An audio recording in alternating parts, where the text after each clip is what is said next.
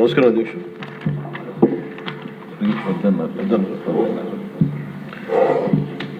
గౌరవ ముఖ్యమంత్రి గారికి, మంత్రివర్గ సహచరులకి, సభ్యులకి, గౌరవ సభ్యులకి అందరికీ నా హృదయపూర్వక నమస్కారం. ఈ తిరుమల ఈ లడ్డు మీద జరిగిన ఈ కల్తీ ఈ డిబేట్కి సంబంధించి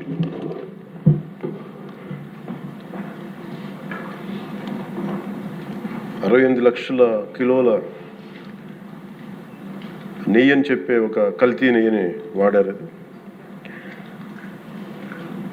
దీని మీద ఫస్ట్ ఇది ఎలా బయటకు వచ్చింది? గవర్నమెంట్ ఫామ్ అయిన కొత్తలో గౌరవ ముఖ్యమంత్రి గారు ఎన్డీఏ మీటింగ్ మమ్మల్ని అందరినీ పిలిచి కండక్ట్ చేసినప్పుడు ఆ రోజు ఒక నేషనల్ డైరీ డెవలప్మెంట్ బోర్డు చేసిన రిపోర్ట్ని చదివారు. వీళ్ళు గత పాలనలో ఇది కూడా జరిగింది అనేది టీటీడీ బోర్డు వారి పాలక మండలి చేసిన ఇది కూడా జరిగింది అనేది తెలియజేశారు. అంతే, అక్కడితో అయిపోయింది అధ్యక్ష. దాన్ని అంతకు మించి ముందుకు తీసుకెళ్ళాలి. లేదంటే నేను అది విని నాకేమనిపించిందంటే అది ఇలాంటివి కూడా జరిగినాయా?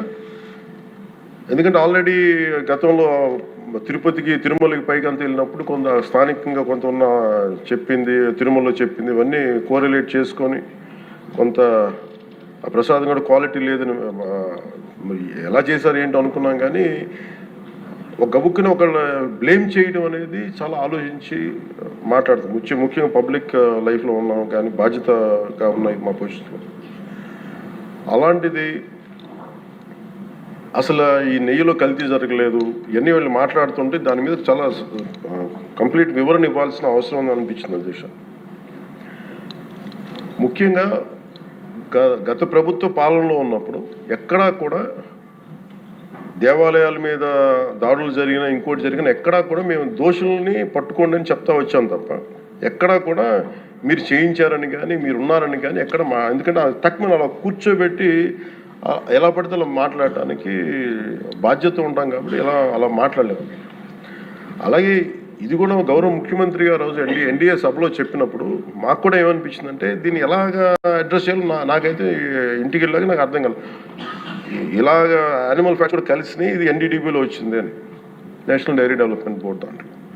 సో ఇవన్నీ కూర్చోబెట్టి మాట్లాడుతున్నప్పుడు నేను తర్వాత మార్నింగ్ నేను ట్వీట్ చేశాను అధ్యక్ష. దాని మీద ఎందుకు ట్వీట్ చేయాల్సి వచ్చిందంటే వరుసగా నన్ను ట్యాగ్ చేస్తే చాలా మెసేజ్లు వస్తూ ఉన్నాయంట.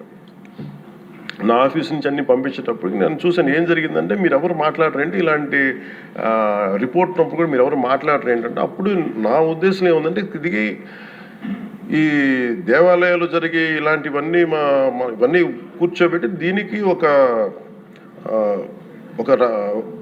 రక్షణ ఒక సనాతన ధర్మ రక్షణ బోర్డు లాంటివి ఉంటే బాగుంటుంది. ఎందుకంటే ఇలాంటి కూర్చోబెట్టి చాలా న్యూట్రల్గా చాలా ఆబ్జెక్టివ్గా చేయొచ్చు ఇవి అనే ఉద్దేశంతో నేను పెట్టాను అధ్యక్ష. నాకు గిల్ట్ ఎక్కడొచ్చిందంటే అరే ఇవన్నీ మనకి లాస్ట్ 2-3 ఇయర్స్ మా టెంపుల్ దగ్గర తిరుమలకి వెళ్ళినప్పుడు కూడా గౌరవ మంత్రివర్యులు మనోహర్ గారు మేము వెళ్ళినప్పుడు మా దృష్టికి చాలామంది తీసుకొచ్చారు అధ్యక్ష. మేమే 2-3 పర్యాలు మేమే మాట్లాడుకున్నాం. సో నాకు అవన్నీ గుర్తొచ్చి అరే మనకి తప్పు జరిగింది తెలిసి మనం దాన్ని సరిగ్గా తీసుకెళ్ళకపోయిన ఒక పశ్చాత్తాపంతో నేను ఒక దీక్ష చేశాను అధ్యక్ష. ఆ తర్వాత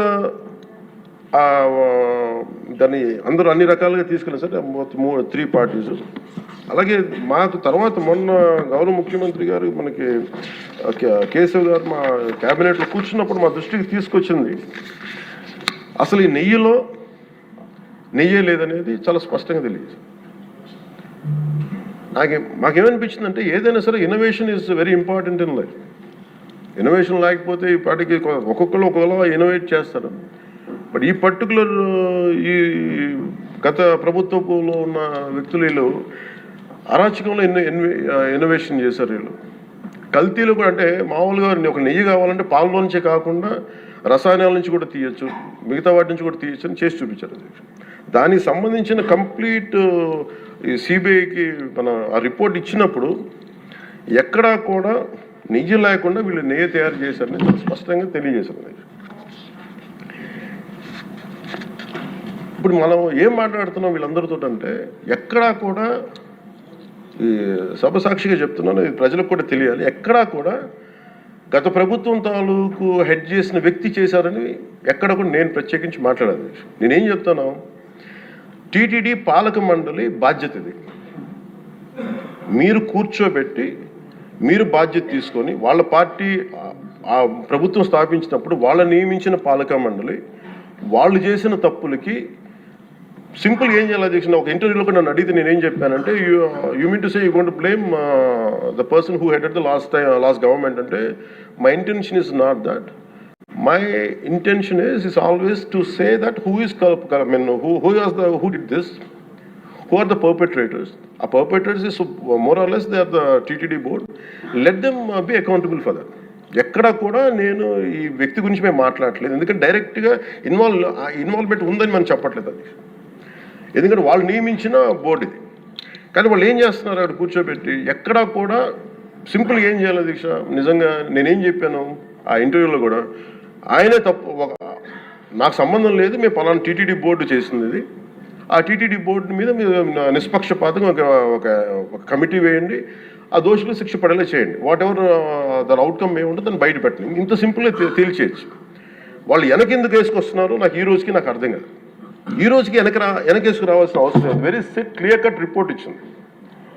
ఇందులో కంప్లీట్గా అసలు నెయ్యి లేకుండా వీళ్ళు నెయ్యి తయారు చేశారు కనుక, రసాయనాలతోటి పామాయిల్ తోటి వీటన్నిటితో బేస్ చేసుకొని నెయ్యి లేకుండా నెయ్యి తయారు చేశారు. It's very clear cut, it's evident.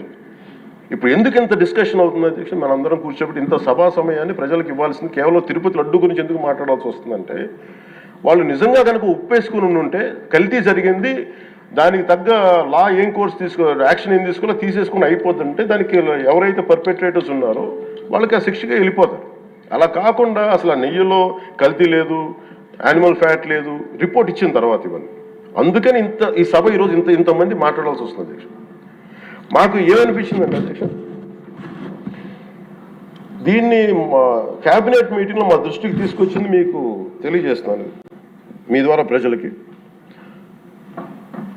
CBI నేతృత్వంలోని ఈ స్పెషల్ ఇన్వెస్టిగేషన్ టీం ఆ నెయ్యి తయారీకి 1 లీటర్ పాలు కూడా వినియోగించలేదని చెప్పి చాలా ఖచ్చితంగా తేల్చింది. ఆ పామాయిల్లో రసాయనాలు కలిపి తయారు చేసినట్టు చెప్పింది. ఆ ఇతర రసాయనాలు ఏ మూలకాల నుంచి తయారయ్యాయో నిర్ధారణ చేసే సాంకేతికత, దానికి సంబంధించిన టెక్నాలజీ ఆ పర్టికులర్ మా వద్ద లేదనేది ఆ సిట్ తేల్చేసింది. ఈ కేసులో 36 మందిని నిందితులుగా తేల్చింది. శ్రీవారి ప్రసాదాన్ని అపవిత్రం చేసేందుకు ఒక ప్రణాళిక, ఒక ప్లాన్ ప్రకారం కుట్ర జరిగిందన్నట్టు సిట్ తెలియజేసింది.